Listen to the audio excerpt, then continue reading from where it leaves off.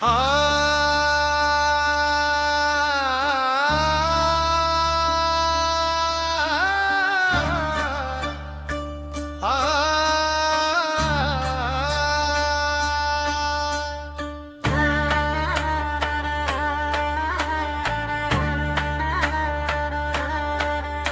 के दहेज के नाम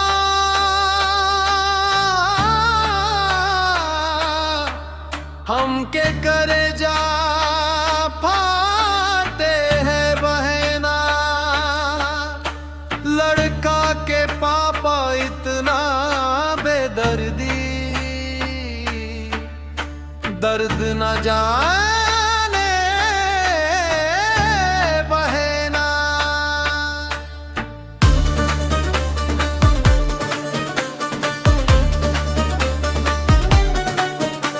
कोई 4 लाख मांगे, कोई 5 लाख मांगे है बहना।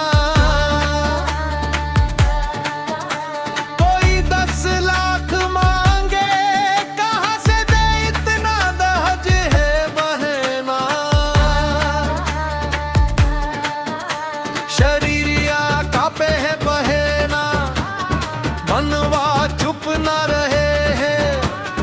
कहवा से लाव अब हम, जब माँ के आंसू बहे। कि विधाता बेटिया को खिया जन्मवा दिया है भैया। काहे ऐसी रीत रचैला, काहे बोझ दिया है भैया। अखियां में पानी, छाती में आग लगे है। बेटी के मोल पर काहे संसार जगे है। दहेज न चाही, दहेज न चाही। बेटी के इज्जत में दहेज न चाही। दहेज न चाही, दहेज न चाही। बेटी के जीवन दहेज न चाही।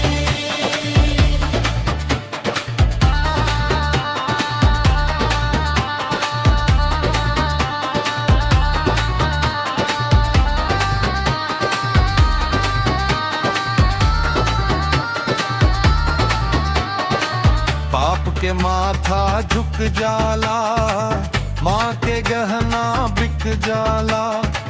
घर के हंसी छीन जाला, सपना सब टूट जाला। लड़का देखे रोटी, लड़की देखे जहर का है। कबले बेटी के नाम पर इतना कहर का है। हमरा बहना के रोवत देख दिलवा जार जार है। सच्चा घर ओही जकरा मन में बेटी के प्यार है।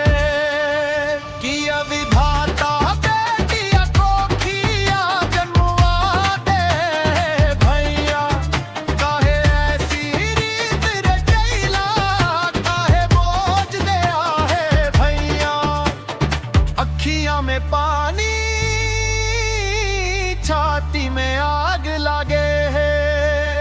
बेटी के मोल पर काहे संसार जागे है। दहेज न चाही, दहेज न चाही। बेटी को इज्जत दहेज न चाही। दहेज न चाही, दहेज न चाही। बेटी के जीवन दहेज न चाही।